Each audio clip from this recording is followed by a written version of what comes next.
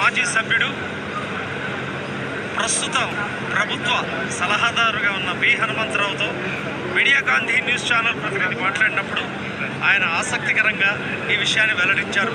Speaker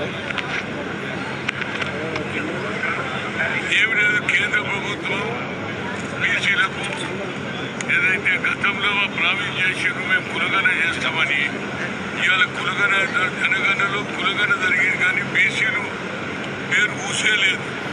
కేవలం SC ఎస్టీలకు ఏదైతే ఇంట్లో ఎంక్వైరీ అన్నారో అట్లా కూడా ఎస్సీ అయితే ఎస్సీ, ఎస్టీ అయితే కనుక మా ఆలోచన ఏంటంటే జనాభాలో మోర్ దాన్ 60% పాపులేషన్ మాది. 140 కోట్ల మందిలో 60% మేమున్నాం. మా ఎందుకు అన్యాయం చేస్తున్నారు అనేది పాయింట్. గతంలో మీరే చెప్పారు మేము కులగానే చేస్తాం, క్యాస్ట్ వైజ్ అన్నీ అన్నారు.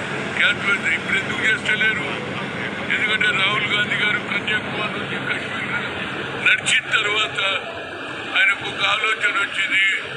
బడుగు బలైన వర్గాలను కలిచారు, రైతులను కలిచారు, నిరుద్యోగులను కలిచారు. అప్పుడు ఆయన అన్నాడు, నేను ఎస్సీ ఎస్టీలకి అన్యాయం అనుకున్న వారికంటే ఎక్కువ బీసీలకు అన్యాయం జరుగుతుంది కనుక నేను పవర్లు వస్తే మీ కంపెనీ పవర్ మీ కండక్ట్ ఇచ్చిన ఇచ్చేదారి ఉంటే భాగీదారి అన్న తర్వాత వీళ్ళలో ఏమన్నా మార్పు వచ్చిందో నాకు తెలియదు. రాహుల్ గాంధీ ఏమన్నాడు, అగ్రకులలో పుట్టి బడుగు బలైన వర్గాలకు న్యాయం చేయాలంటే నువ్వు బడుగు వర్గాలకు నువ్వు బీసీలో పుట్టి నీ కులమే కానుగా నేను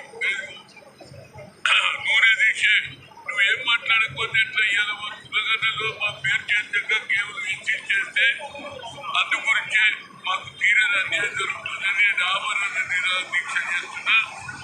గతంలో శ్రీకాంతాచార్య అటువంటి వాడు తెలంగాణ గురించి ప్రజలను ఇలా 60 కోట్ల మందికి ఇవాళ మాకు అన్యాయం జరుగుతున్నది కనుక తప్పనిసరిగా దీని వ్యతిరేకంగా మేము పోరాడుతాం. దీనికి ప్రధానమంత్రి రేపు వస్తున్నాడు, దీనికి జవాబుదారి చెప్తే తప్పనిసరిగా కులగన చేస్తే ఇప్పుడు ఏమంటారు చేస్తామంటారు, చేసేది ఇందులో రాయొచ్చు కదా.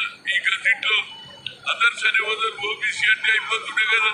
ఇది కావాలని కుట్ర జరుగుతుంది, కుట్రకు వ్యతిరేకంగా వల్ల నేను చూసిన నా గొప్పతనం కాదు. ప్రతి బీసీ వచ్చిండు, అరే హనుమంతన్న మా గురించి కొట్లాడుతున్నది అంటే న్యాయమైన కోరిక నాది. ప్రజలకు కూడా న్యాయమైన కోరిక. జనాభా ఎక్కువ సంఖ్యలో ఉండి మేము ఓట్లేస్తేనే మీరందరూ గెలుస్తారు, బీసీ ఎస్సీ ఎస్టీ మైనార్టీ.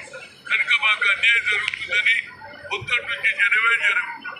నేను తప్పనిసరిగా నా ఆమరణ దీక్ష కొనసాగిస్తా. ప్రధానమంత్రికి మంచి ఏది ఆలోచన చేసి మా కులగణను చేర్పిస్తానని కాలంలో పెడితే గదిట్లో తప్పనిసరి, లేకపోతే ప్రాణాలు పోయినా పర్వాలే 60 కోట్ల మందికి న్యాయం చేయాలనేదే నా ఉద్దేశం. Thank you.